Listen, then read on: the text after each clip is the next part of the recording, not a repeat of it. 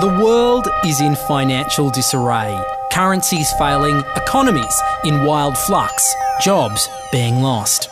But what if you could build an entirely new economy, one specifically designed for the digital realm?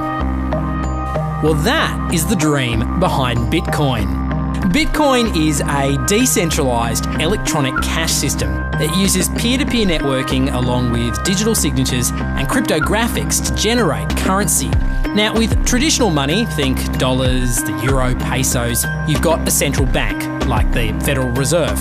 They issue the currency and they print more or less cash as needed, but not with Bitcoin. Bitcoins are generated using a process called mining.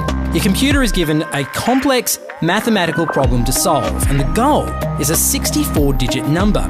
If your grey box can successfully solve that algorithm, then congratulations, you are the proud owner of a new block of 50 Bitcoins. The network automatically adjusts the difficulty of mining so that 50 Bitcoins are created roughly every 10 minutes. The reason they call it mining is because there's a set number of Bitcoins that can ever be mined in the system.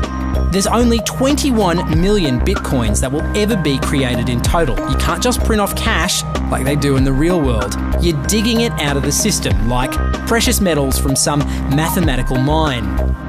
Right now, a Bitcoin is roughly worth $70. Last year, miners generated the equivalent of $16.7 million worth of Bitcoins, and we're only halfway down the mine shaft with over 10 million Bitcoins unearthed already. Like any economy, you don't want too much too fast because then the value of your currency drops, or so slow that your economy grounds to a halt. It's designed to be a self-stabilising economy. Whether it actually is that way though, well, that is a little bit more complicated. Welcome to the exchanges. These exchanges allow people to buy and sell Bitcoins with each other. The largest Bitcoin exchange is Mt. Gox.